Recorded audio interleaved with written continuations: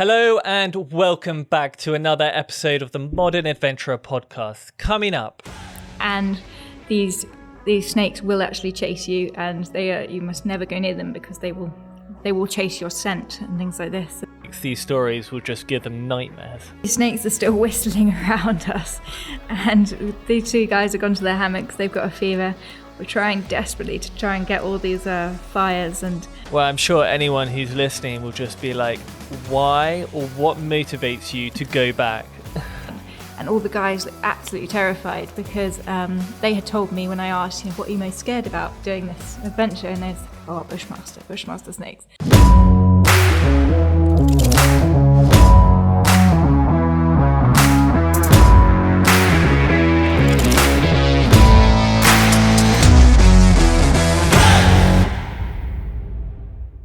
On today's show, we have an adventurer who is at the forefront of modern exploration. From the Arctic to the rainforest, she has pursued all sorts of expeditions around the world.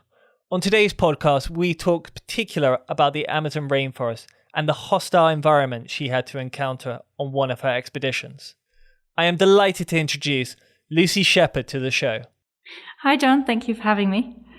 Absolute pleasure. Well, your background's very much in TV at the moment. But I suppose the best place to start is about you and how you got into doing all these adventures.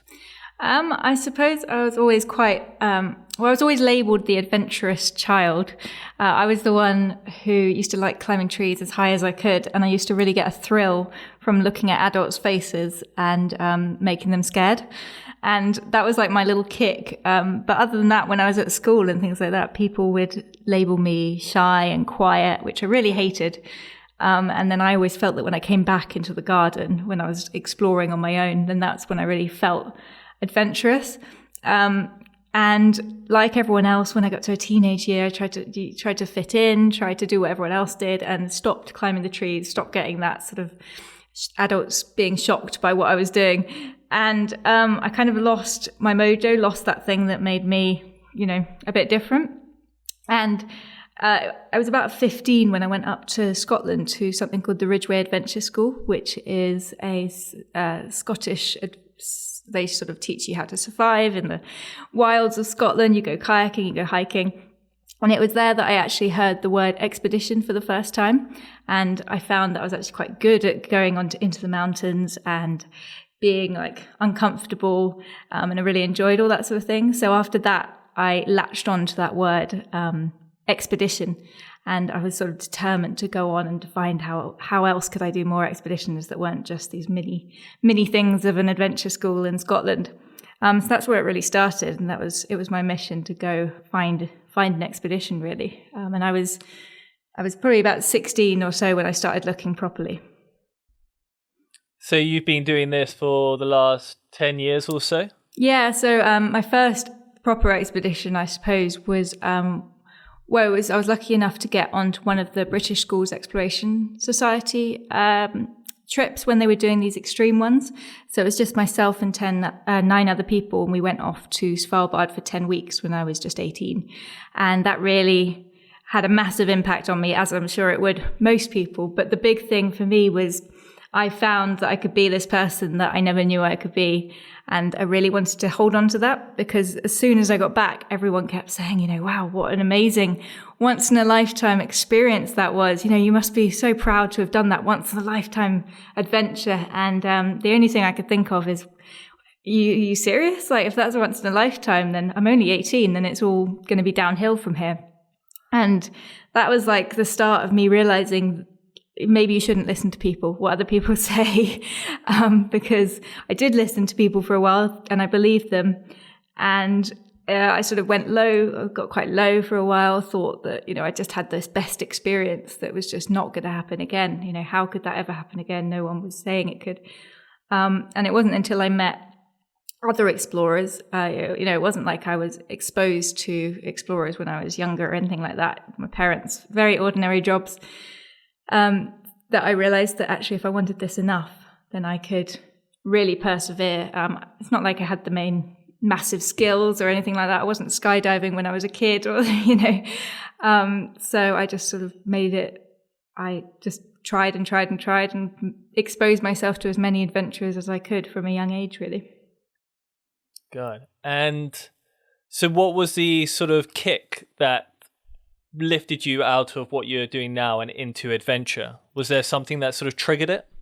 I suppose it was when I was getting quite low. I met Neil Lawton. Do you know Neil? Oh, you must know. Who does the Scientific Exploration Society.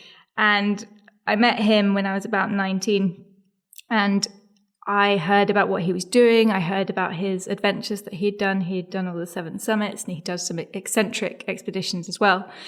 And we swapped contact details. And then a few months later, I got an email from him inviting me on an expedition to the Hardangervidda in Norway with himself and a bunch of other ex-Special Forces guys and me.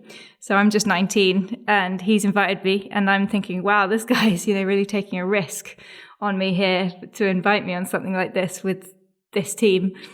And I went on that and, it pulled my weight. It was, more than capable, and came out thinking, right, this is something I am going to do. I think I can do it, because the main thing is believing in yourself, isn't it? And we all have our off days, but if you can put your energy and motivate yourself as much as you can, then I think you can slowly move forward. So that was just it. I just started doing little and often all the time, gaining more skills, started mountaineering, started just knowing how to look after myself in different environments, because I never really wanted to specialize. I love the cold, and now I love the jungle as well, and I love high altitude. So yeah, I've got all the gear, no idea, who knows? But I just can't get enough of every environment, I think. So the jungle is one of your recent expeditions that you've done. What was that about? So when it was about 2014 when I first went to the jungle, and that was in Guyana as well. And it was on that trip I'd had maybe a few years of doing Arctic expeditions and high altitude expeditions, and then I thought at 2014 I want to go to the jungle, because this is an environment I've always wanted to go. As a kid, you always want to go to the jungle with all the wildlife and the fruits on the trees and the beautiful waterfalls. So I thought, that's what I'm going to do. I'm going to go on a expedition there. I'm going to meet some tribesmen, and I'm going to join them on a hunting trip. So I did that for a month. And long story short, on the first day of being with these guys, there was a jaguar outside my hammock, and the guys, I was only with 2 of them, they had put their hammocks quite far away because they wanted to respect privacy. They thought that would be fine. And there's this jaguar making all these noises when I'm stuck in this hammock. And bearing in mind, first night, my machete, my bow and arrow was outside, and it turned out that there had been an armadillo that had gone underneath my hammock, and it was using my hammock as a sort of shelter and things like this. And this jaguar was circling me, going in and out, making all these horrible noises that it makes. And it finally pounced for it and went off into the bushes. And in the morning, because I was too afraid to scream or yell or anything like this, and I said to the guys, I heard these noises. What could it be? And they come up to me and they look at the ground and look up at me, and they just say, jaguar. And I was like, okay. And that kind of gave me a little bit of nerves throughout the whole jungle experience. If you're ever trekking in the jungle, I don't know if you've been, but it's claustrophobic, it's dark, you can't get to the fruits in the trees, they're high up. And it does take a lot of sort of you always say you don't fight in the jungle, you have to go with it.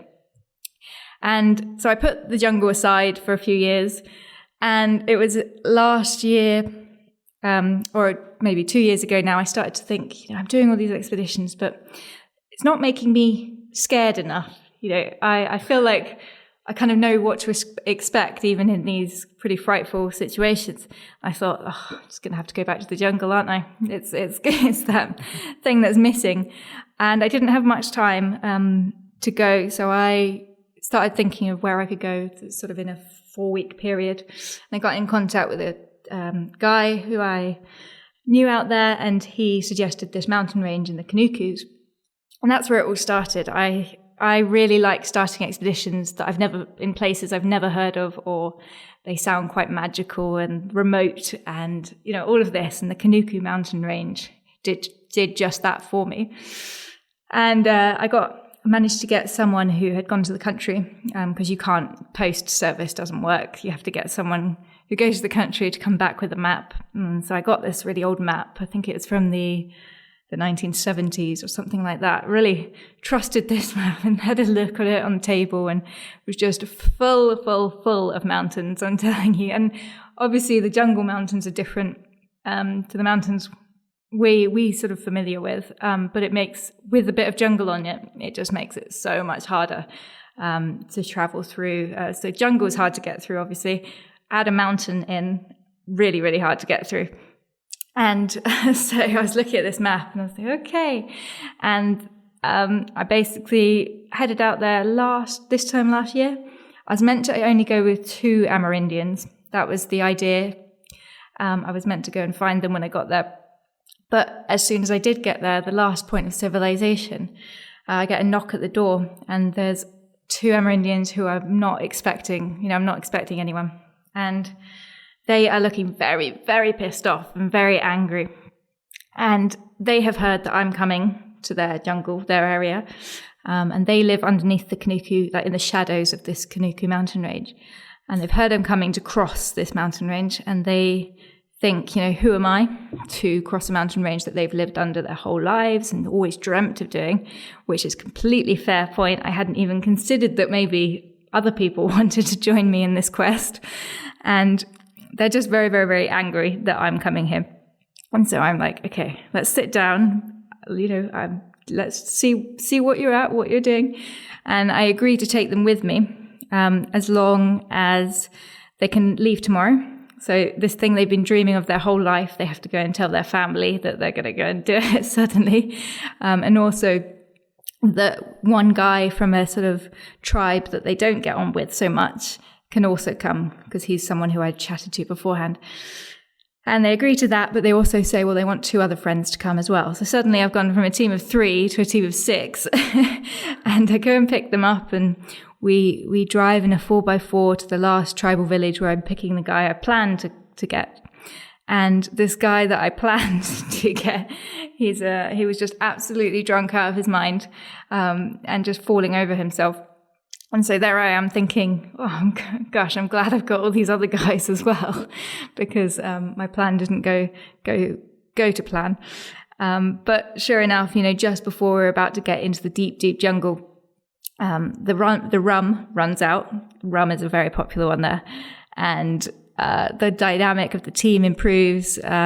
We all get on like a house on fire. And it's an amazing thing that having that common goal of adventure and of exploration can bring people who, one, there's me, who obviously is the complete outsider in terms of where I'm from, in terms of race, in terms of gender, all these things. But also the guy who's from the different tribe, who, those two have a history of just not getting on. And, that's the beautiful thing about being in these environments and having that adventure together and sharing these experiences can do, because by the end of it, it was just awesome to have friends for life that, we've all shared that. We all know what everyone went through on those weeks. And yeah, now planning on going back with the same guys and doing something much, much bigger. So when is the plan to go back? So, if lockdown and COVID lets me, I'm meant to be going out in September this year, so 2021. And it's a one-way ticket because I have no idea how long it's going to take. No one's done it before. So, I'm expecting between 5 to 10 weeks. That's how broad it is. We really don't know what we're going to encounter. But I'm basically going to be crossing the whole of the Kanukus, but east to west, which is basically spans the whole entire country of Guyana instead of just going from south to north. So got my permissions and all that sort of thing, and now just got to be allowed to fly, really. Wow, that would be absolutely incredible. Yeah, no, I'm very excited, but I have those moments of thinking, what am I doing? Like, I think the jungle, the longer you expose yourself to it, the more dangerous it becomes, I think. So, yeah, we'll see. For people listening, what is the jungle like to be in? What's the sort of environment on a day-to-day? It's the first few days / weeks of being in the jungle is very overwhelming. There's so much to think about and your brain is on overdrive, very different from being in the cold environments.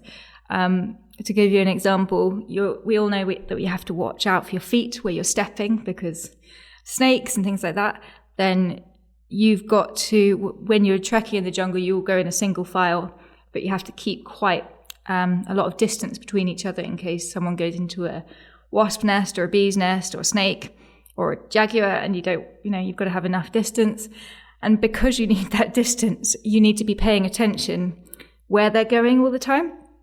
So you're going through very, very dense jungle, and they can move like just anything. They can go really quickly through the jungle.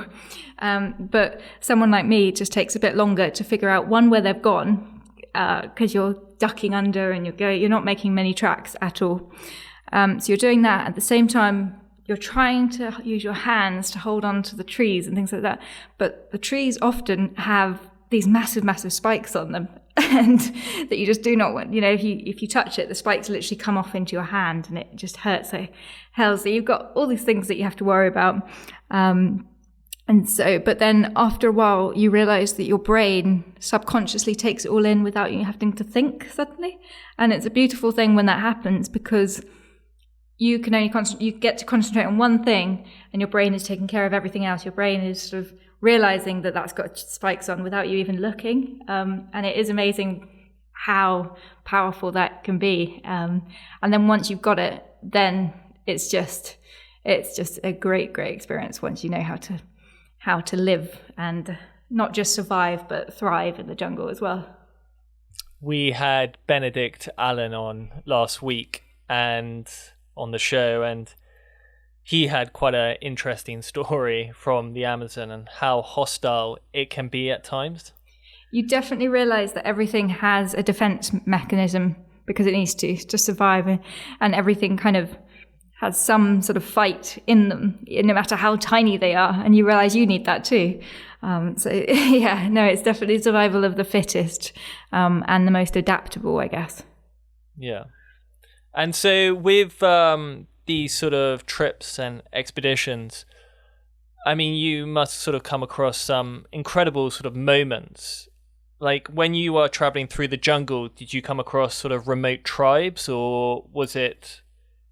There was actually, I have to say, it's never the intention to go and find the remote tribes in these areas, because they are uncontact, you're not meant to contact them and things like that.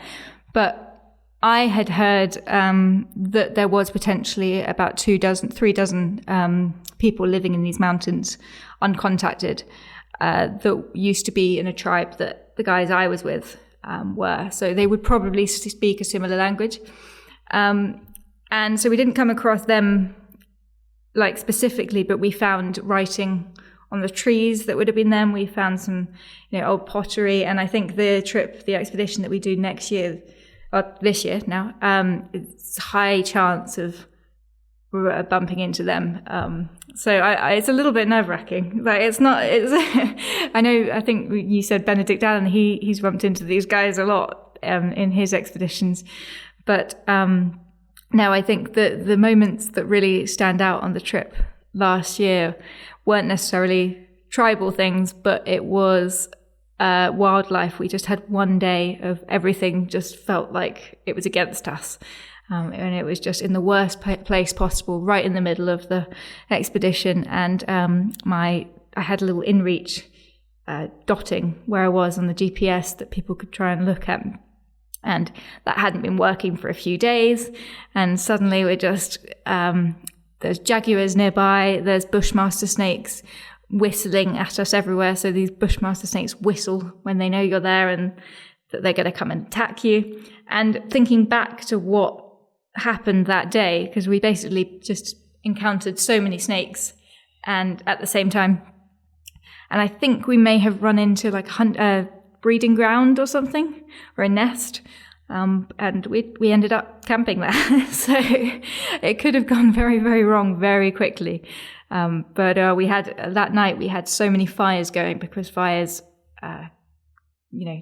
put off the animals, the jaguars and the snakes. So, but boy, it was a scary night, that was for sure. These snakes whistling at you while you know that there's been 2 jaguars that you've seen. And I just kept putting more logs on that fire.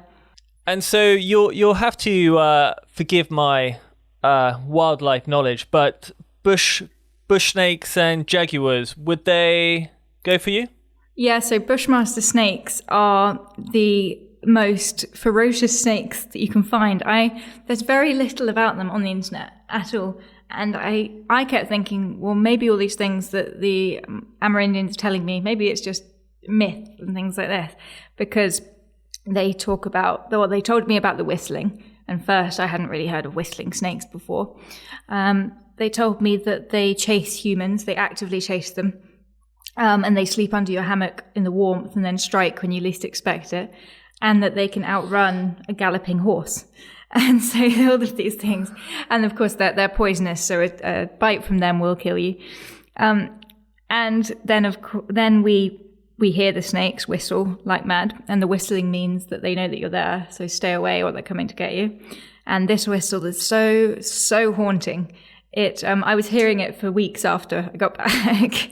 And so I know that's true. But then I went and I did some proper digging and research to see if everything else they said was right too. And I found papers from a really, really long time ago. I think maybe 1902 or something like that. And it talked about how these snakes, you have to go very, very remote and you have to go very deep where there are no humans, in the middle of the jungle.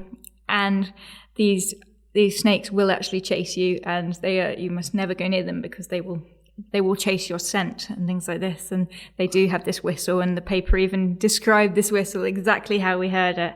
So it was amazing to think, like, there's so much not on the internet. It's nice and refreshing to know that as well. I was going to say, for anyone who's terrified of snakes, these stories will just give them nightmares. They are. I mean, especially when there's about 10 of them around you. Basically what had happened is we heard one, and at 3 p.m. in the jungle in that area, we were always stopping to get our hammocks up. It gets dark at 6. That gives you enough time to sort of get everything sorted before it gets dark. And also at 3, they kept saying, "Oh, the wildlife come out at 3. So you have to stop." And I thought, okay, a bit abstract, they can't tell the time. And there was one point where it was just so dense jungle. We were going down a slope, so it wasn't a very good place to put up a hammock. So we thought, we'll push on, we'll keep going until we can find somewhere suitable. 3 p.m. on the dot, we spot a jaguar, and it's the worst place to see a jaguar. And then suddenly there's this whistle. And I don't know what the whistle is because, we hadn't talked about, how this would sound. And all the guys looked absolutely terrified because they had told me when I asked, what are you most scared about doing this adventure? And they said, "Oh, Bushmaster Snakes." And they hear this whistle and they're looking terrified. And I even filmed it on my GoPro. And I'm like, what? And they said, "Bushmaster, go." And so we are going as fast as we can in this dense jungle with a jaguar just by our side. And we go, and we can still hear the whistle. And then we hear a whistle in front of us as well, which is not what you want to hear because then you might bump into it. And so we make the decision, we're just going to have to clear and make somewhere for hammocks. So we all get out machetes and start trying to clear a space on this slope while these whistling snakes are going. And one of them is trying to get a fire going to push them away. While he's doing that, he gets stung by a bullet ant, which is you know what a bullet ant is? Yeah, I have seen an episode of someone being bitten by a bullet ant, and I think it's like 10 hornets or something horrific like that. It's I know someone, this may be an exaggeration, but he's quite a serious guy, and he was blown up in the military once. And he said being stung by bullet ants was worse. So I think the pain is just very, very in one area and just feels like it's absolutely on fire. And it also gives you a fever for 24 hours. So it really just does no good for you at all. So we got one man down. The other guy goes to see what he's up to. He gets stung by a bullet ant as well. So now 2 men down. These snakes are still whistling around us. And these 2 guys have gone to their hammocks. They've got a fever. We're trying desperately to try and get all these fires. And it was one of those moments where it's like, okay, it's just up to us to make this get us through the night. But it was really the worst place to encounter all these things. But the perfect place for Bushmasters apparently is right as far away as they can from any civilization. Well, I'm sure anyone who's listening will just be like, why or what motivates you to go back? I know, it is weird, isn't it? When I tell that story, I think why, but there was an amazing thing that happened after that night and that morning. We as a team really bonded and trusted each other because we'd got through this sort of thing that sounds like it's from a horror movie. And it just felt like, okay, if that's happened and we're okay, then we can do this. And yeah, there are things that I'm, out of my control and they're terrified of that I'm going back to. But I think I'll be okay. I hope. I don't know. The pros outweigh the cons, I suppose. Yeah. So other than the sort of bonding, what were the sort of moments which you look back on in such fondness? I think it really was the moments I shared with the guys, but also the end.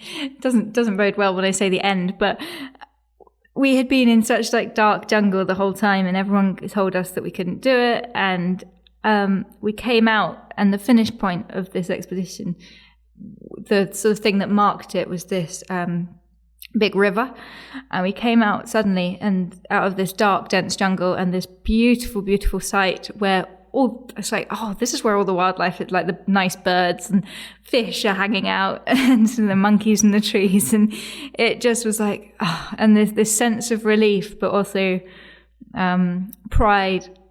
Of feeling, oh my God, it's over, was something that I haven't quite felt as much on other trips. And even though I've had other trips that have been so much longer, and in a way more difficult, but this one just had something about it that felt very, especially for me who hadn't had so much experience in the jungle, that just felt very special, really. Wow, what a story.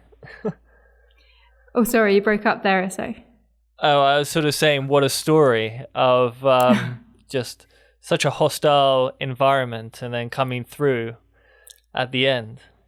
Yeah, no, the jungle is a hostile environment, but I'd hate to be the person who puts anyone off going there, so I think... No, I'm sure you've really sold it to everyone. Yes, that's right. No, it is amazing, and I mean, everyone wants to go to the jungle. I feel like everyone does. You've got this picture in your mind of what it's going to be like, don't you? And I'll tell you, it's not like that most of the time unless you're doing a river journey. It's on the rivers, I think, you see the most beauty. But if you want some hardship, then go by foot. Yeah, me and my sister went to La Tissier in Colombia. Okay. And we were there trekking through for 3 days in the Amazon. And it is truly spectacular. It's such an amazing place, and it's just so diverse. Absolutely. And you realize all these things that you just had no idea existed. Sorry? So did you encounter any big wildlife or mammals while you were doing it? Only, I suppose our biggest memory that we take from that trip is the tarantulas. Yeah. Which were, I can't describe, but it was about the size of someone's head, if not bigger. I mean, are they the video, Goliath?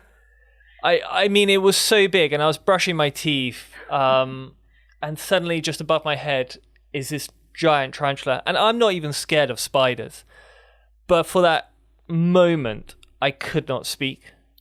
Oh, I know. I feel you. Don't worry. I don't know if it might have been what I'm thinking of, a type of spider called the Goliath bird eater. Is that what it might have been? It could well have been. I mean, it was because they're the enormous. ones like as big as your head, like you're saying.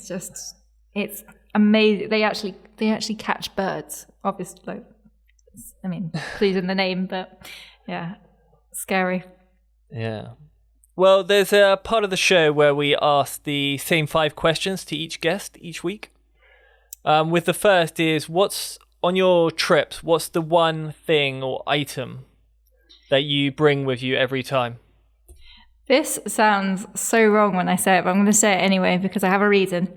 But it is the trusty, I know you're meant to get away from technology when you go away, but the iPhone as a camera, I always take, and it sounds like an awful thing to say because I should be saying something like a knife or things like that, but I love taking the iPhone as a camera and as a video camera. If you really look after it, you put it on your airplane mode and like that, you can fit it in any clothing so easily, and it just means, I mean, I love big cameras as well, but you're going to just capture those moments that you might not capture otherwise, and I find it very special to be able to save moments and share them and look back on them afterwards. So I always take my iPhone as a form of memory holding, memory locking. Yeah, it's a very sort of easy thing to just suddenly whip out if you need to capture a moment.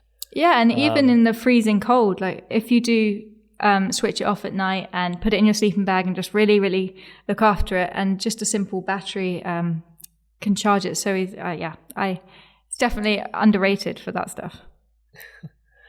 What's your favorite adventure or travel book? I actually did a video about this a few weeks ago. My favorite one is Mad, Bad and Dangerous to Know by RAINFOREST, because as a book of adventures go, it's got so many adventures. Like you do realize why he's called the greatest living explorer once you've read that book, and you know that he's named that for a reason. So it's definitely worth a read. It's insane, all those stories. Yeah, I'll have to check that one out.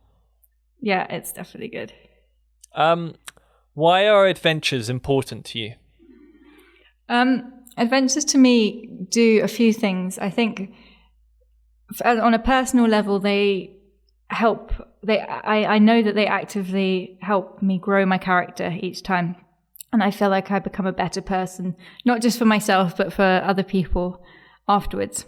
So that's something I really love about it. But I also love the feeling it gives you. I love feeling vulnerable in a world that sometimes you feel that we don't get often enough. I think we should feel vulnerable, and we should realize how beautiful this world is. And so by feeling vulnerable and being in these big landscapes is something that I feel very special to experience as much as I can. Yeah, I agree with that. Sort of the idea of putting yourself out there and showing vulnerability is sort of what I always think helps you grow. Definitely. And knowing that it's not all about you. You know, you don't matter at the end of the day in the terms of the world. So yeah, just know you're very insignificant. Yeah, and so just appreciate the time that we have now. Make the most of it now, because honestly, the world doesn't care if you live or die. So make the most of what the time we have. Very true. What's your favorite quote? Am I allowed two? They're by the same person. Yep, you can get. I've got. They're both by Amelia Earhart.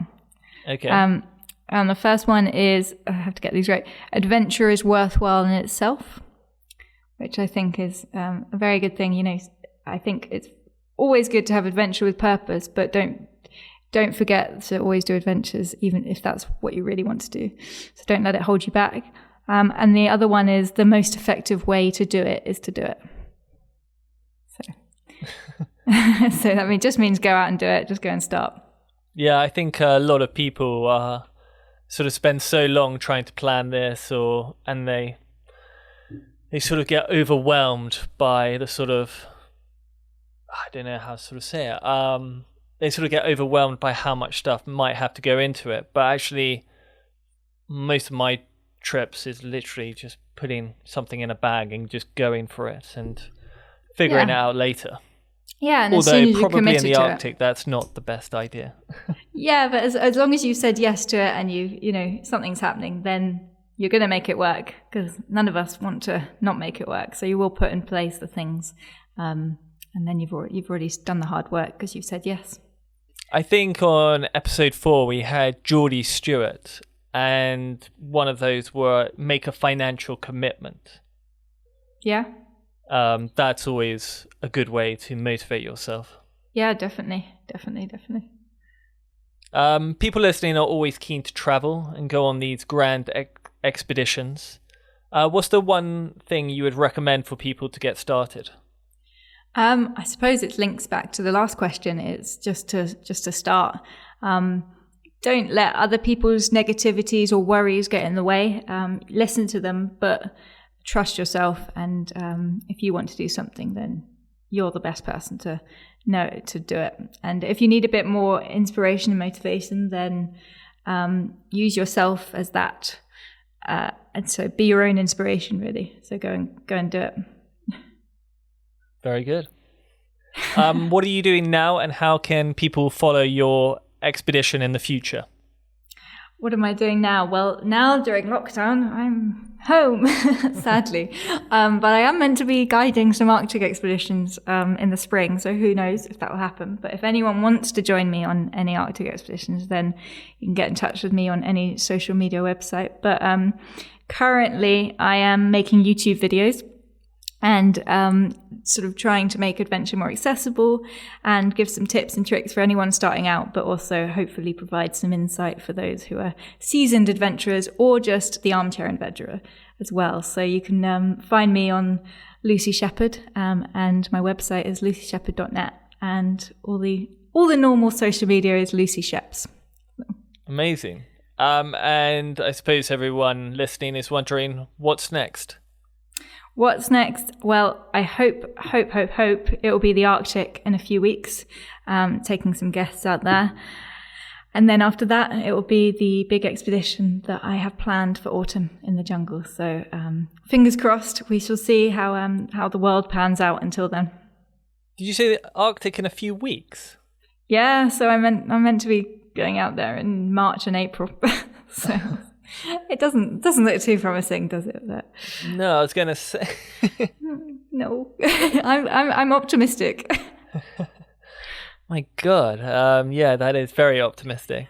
It is. Well, maybe April. I'm looking at May and I'm being like, oh, don't do that to me. Don't do that to me. I've got all my fingers crossed.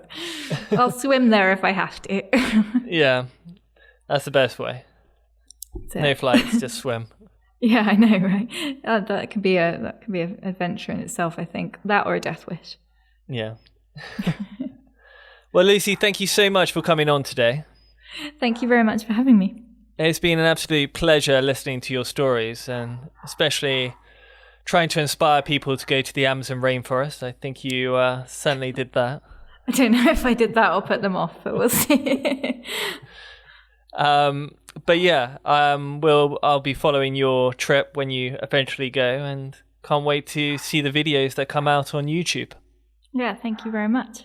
Well, that is it for today. Thank you so much for watching. Hit that like button if you got something out of it, and subscribe if you haven't already. And join us next week for another fascinating tale of adventure